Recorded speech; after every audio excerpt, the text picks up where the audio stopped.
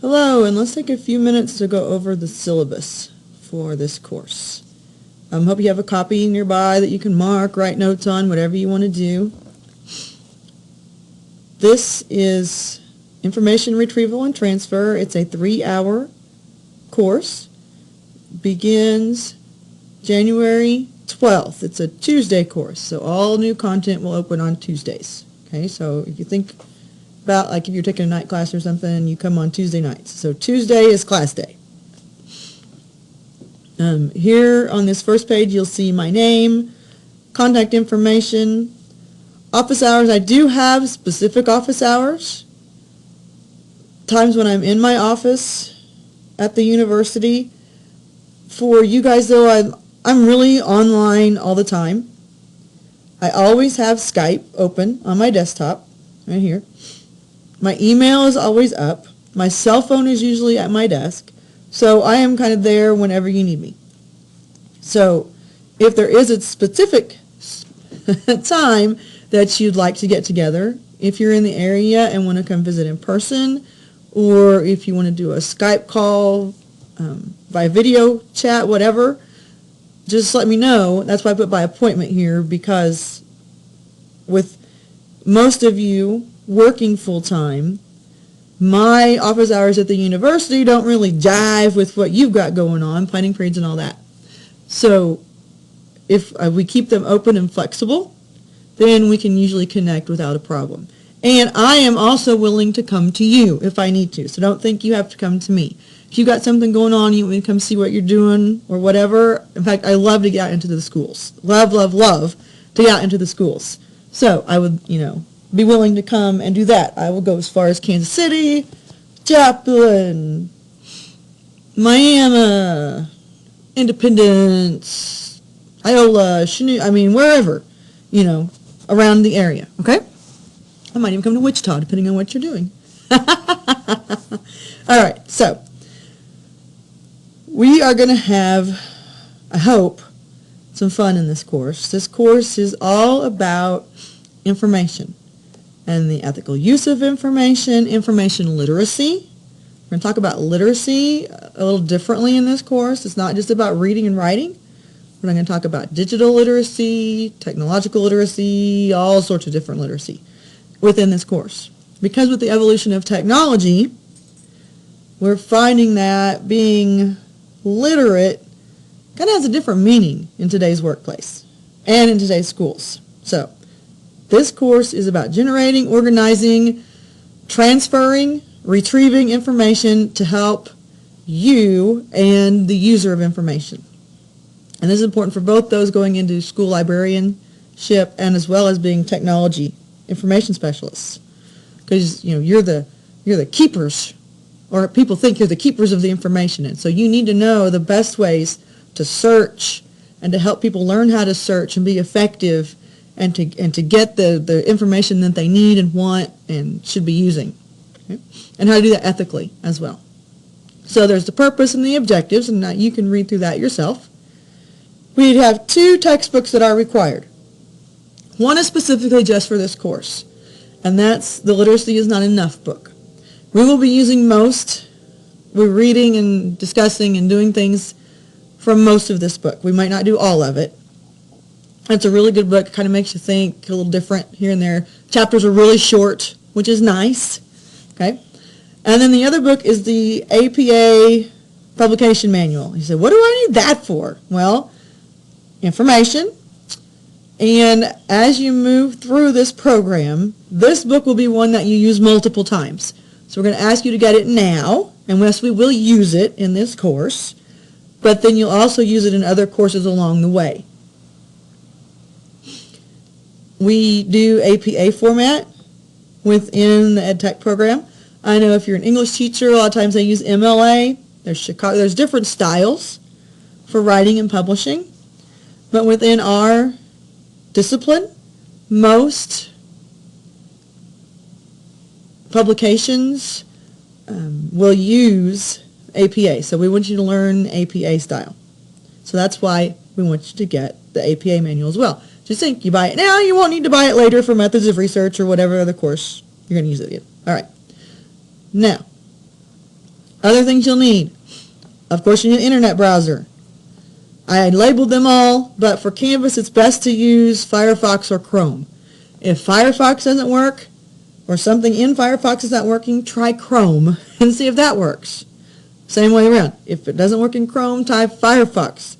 Don't try a different computer. Try a different web browser. All right? And then if we need to like troubleshoot, we can do that. You need to have latest plugins, Flash and all that stuff. High-speed internet access. You need to have high-speed internet access. I know sometimes that's difficult. Sometimes it crashes. So have a backup plan. If you got to run to McDonald's, you have to run to McDonald's. Or know some place that has internet that you can use in case something happens at home, school, whatever. All right. Then some additional things you might want to have. Data storage. We actually can get the Microsoft's. If you don't have Microsoft Office Suite and you want it, let me know, because you can get it for free as a student. Okay? So let me know about that. We'll be using some different applications during this course that I'll tell you about as we go through. And it might be advantageous to have a webcam and a microphone. I know most computers now have webcams, so that's usually not a problem, and built-in microphones. But there may be some times when we meet face-to-face. We're doing some things with a trial this semester, so know that might happen. All right. Now, this one's important, especially for those of you who are new to online classes. So think about a traditional graduate degree program. Most of them would be held at night. And night courses are usually just one time a week. Since it's a 3 credit hour course, you'd be on campus for 3 hours. All right, so you should always expect to spend at least 3 hours during your week on coursework just for this one course. Not for all your courses, if you're taking more than one, but for this one course. All right, that would equate to being at the university for class. On top of that, you should also expect to spend between 2 and 5 hours each week for one class doing homework of some kind. Projects, discussion, whatever, group work, those kind of things. So it's very feasible, not unreasonable, that you may spend between 5 and 8 hours each week just for this class.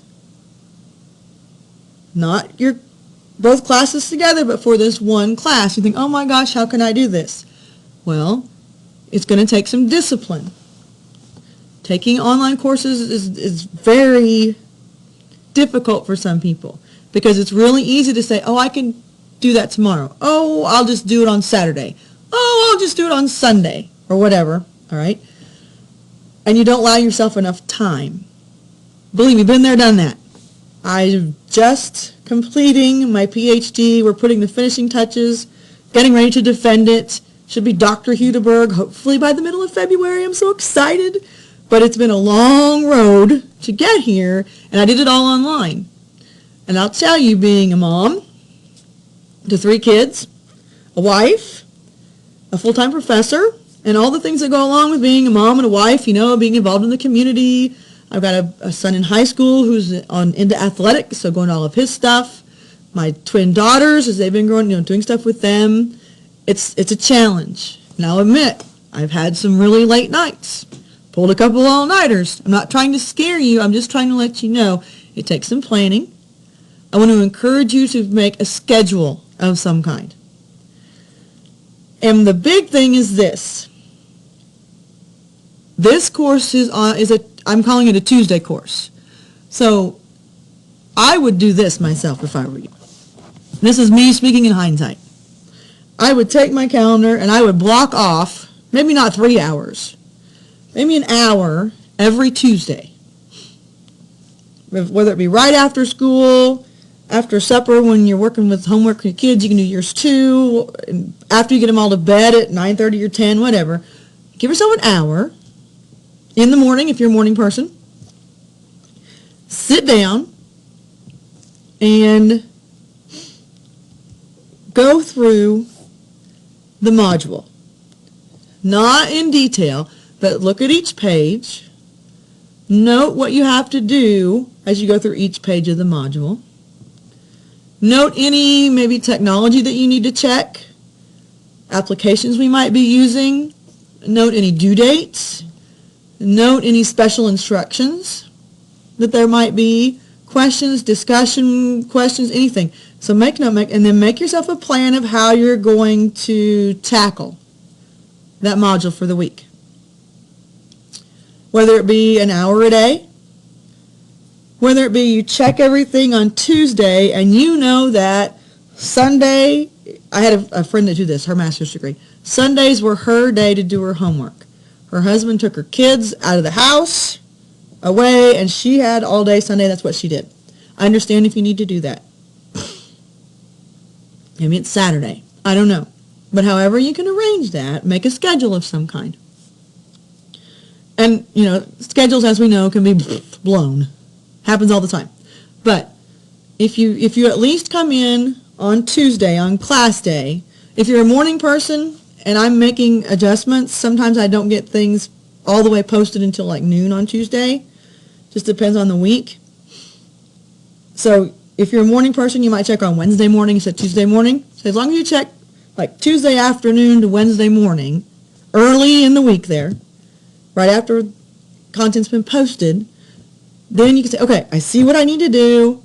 You can go and you can check and make sure that you can access the technology you might need to use, that the application's working correctly, that all the videos are visible. Because sometimes in transferring from one semester to another or creating new content, I can miss things. I'll admit it. And so you can ask questions. You can clarify, all before you get in and really start working whenever you decide to do your work. All right?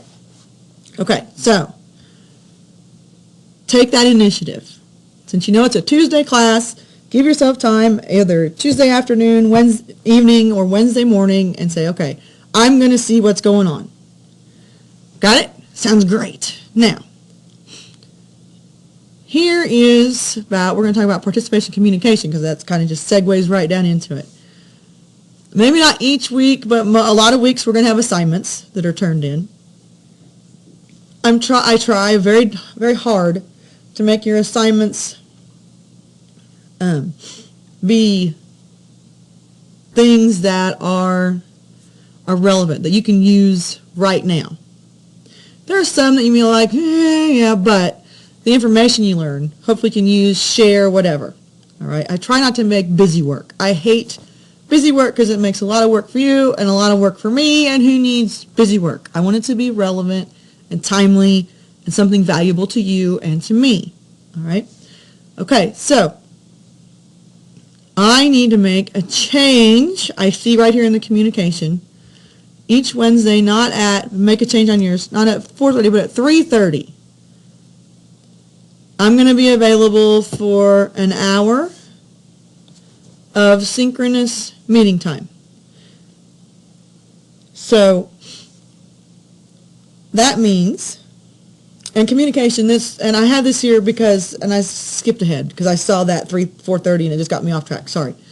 Communication is very, very, very, very important, especially in an online class, especially in an asynchronous online class. And that's because, again, transferring from one semester to another, links can get missed, links can get broken, websites can disappear, as we all know. And as the instructor, I don't always catch that. And I'll admit, and I'm more than happy to, if you tell me about it, it's like, oh my goodness, yes, thank you, I will change that. Okay? So, also, in putting things in an online format, sometimes as I'm typing what I think is like really clear, makes perfect sense, you read it and you're like, huh? What does she mean? What does she want?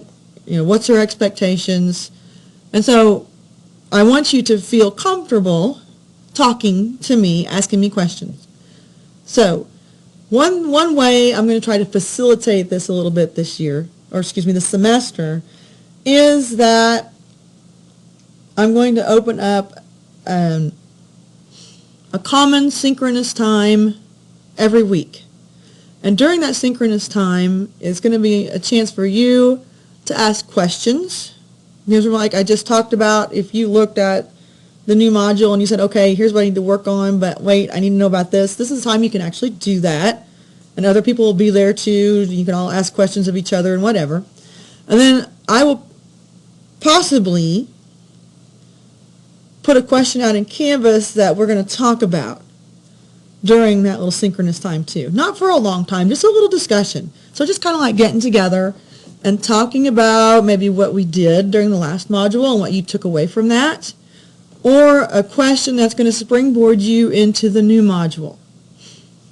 And I want to do this piece because I want us to feel comfortable knowing that even though this is an asynchronous course and I can do it whenever I have time, I also know that there is a time when I can be guaranteed, unless the teacher's sick or something, and I'll let you know beforehand if that happens.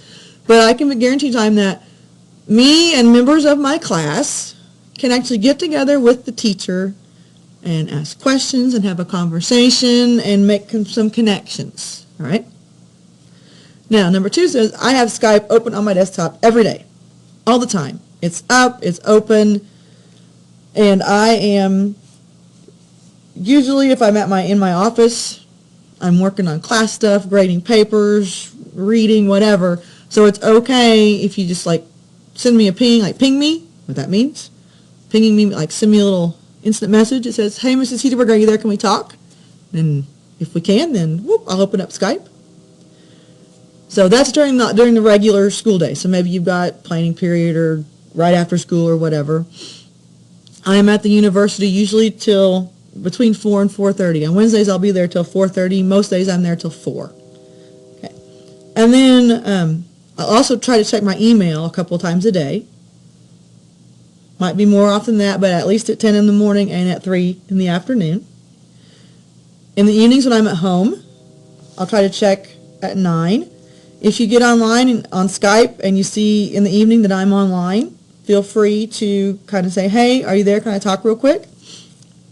And then on weekends, I try to reserve weekends, and I know a lot of times that's when you guys can work. But I try to reserve one day during the weekend, and that's usually Sunday for my family. So Sundays, I really only check email once, probably in the evening, sometime late afternoon, early evening. Saturdays, depending on the week, what's going on, I will tend to check emails morning and evening, so a couple of times during that day. I have email on my phone, so if I'm away and I see something that looks like an emergency, I will answer it. Okay, so don't think you can't ask me a question on the weekends. Feel free to ask me a question on the weekends, especially if there's, a due date coming on Tuesday and I know that's when you have to work. I'll try to answer that, especially if it's about an assignment, okay? I do ask that you give me 24 hours because sometimes I've got meeting stacked on top of each other. Weekends, sometimes we're here and there and yonder, and it just takes me a little longer to answer. I'm going to try, as we look at number 7, to get everything graded by the week following the due date. So it would just be like class. If you came to class on Tuesday, handed something in, you'd probably expect me to give it back to you the next Tuesday. That's going to be my goal. I'm going to tell you this, sometimes that gets difficult. This semester looks a little clearer with committee responsibilities. I should be finished finally with my PhD, so I won't have my own homework to be worrying about. So I'm hoping that I can get on top of that, and that's one of my goals for 2016 is to be better about feedback, because I know I always relish knowing that I'm moving in the right direction before I start on something else, before I turn something else in. So I totally get that. So that's my goal. If you turn it in one Tuesday, I'm going to try to get it back to you no later than the next Tuesday. All right? And then we may use blogs. We may use discussion boards. I'm going to tell you this. I a philosophical belief is that me being in the discussion board too much kind of limits the conversation. Because I want you and your classmates to really talk about things and not to think that there's a right or a wrong answer. In fact, when you see the rubric for how I grade discussions, it's more on quantity and your participation than it is on kind of what you said. And I will tell you this, and I say this as we get into the discussions, I'm not really into the, I totally agree. No. I want to be conversation, thought involved in all that. But I will, for the first couple of weeks, be in putting in responses, kind of do leading questions and those kind of things. You know, by the middle of the semester, I just might come in once or twice during the week, maybe every other week. It just depends on what's going on in the discussion, right? Because to me, the discussion boards, and they'll even be named by coffee shop. They're, to me, the place where you go after class and you talk about what went on in class. And you've got a specific topic or whatever to talk about. Yeah, okay. So it's not about being right or wrong. It's about thinking and having a conversation. Okay. If you want more clarification on that, just let me know. All right. You're going to have a final in this course, but it's not an exam. It's going to be a project. Information about scores, late assignments. Okay, here, I will tell you, I'm a very, very, very flexible individual. However, you have to communicate with me. Communication, communication, communication. I will tell you this. I'll probably tell you more than you want to know. If I get behind on grading, I'll probably give you a long explanation of why. Even though you might not want to know. And it might start feeling like excuses, because sometimes it feels that way to me. But I don't accept late work unless we've talked about it beforehand. I understand. Life happens, y'all. Heaven, like right now, I've got this crazy cold. Ugh. Who wants to work? You get strep throat, your kids get sick, somebody goes in the hospital, you get diagnosed with something horrible, fire, snow, ice, who knows, okay? Life happens. The big thing is you gotta let me know. Because since we don't get together once a week and I don't see you for you to tell me things, it can be really easy to just kind of go and, oh no, and after the fact, even though you knew something was coming, to forget or to neglect communicating. And it's like, hey, if I don't know, I can't make a plan with you to say, yeah, have an extra 24 hours, have another couple of days, those kind of things. I am willing to do that, okay? So know that that's there. I am very willing. I am very flexible. But you have to be willing to communicate with me about that. Okay. Make sure you do good writing. We're going to talk about that. It's one of the things we're going to work on during this semester. Do your own work. There are some other information that in the syllabus about resources, expectations, etc., that you can be found at this link right here. Okay. If you have some accessibility issues, please talk to the Center for Student Accommodations, and they'll work with you, make a plan so that we can help you out to be most successful in this course. All right, number 10. This is something you're probably like, oh, here's what's going on this semester. Yes, this is the plan right now. All modules are going to open on Tuesdays. I might change this as the semester goes. It just depends on how we're moving, how topics are evolving. But right now, this is the plan for the semester. Course degrees, and then down here we have our program standards. For those of you who are library media specialists, these are the new Kansas Library Standards. We work with the ISTE Technology Coaching Standards here. And then finally there is our professional knowledge base for the Pittsburgh State University's College of Education that we're using this semester as well. So if you'd like to read through and see the expectations here in these standards. for your learning. All right, so I've talked a long time, and I hope that you're comfortable with what I've said. If, as you read through it on your own, if you see something that doesn't jive, or if you have questions or a comment, please don't hesitate to contact me. Know that, again, I am very flexible, but communication is key. And don't forget to make note of those Wednesdays, and that Canvas, you need to check Canvas, Canvas, Canvas. Canvas is where everything's going to be. So any changes to the syllabus will be noted in Canvas. Yeah, Canvas is our place, y'all. So, are you ready? Let's go.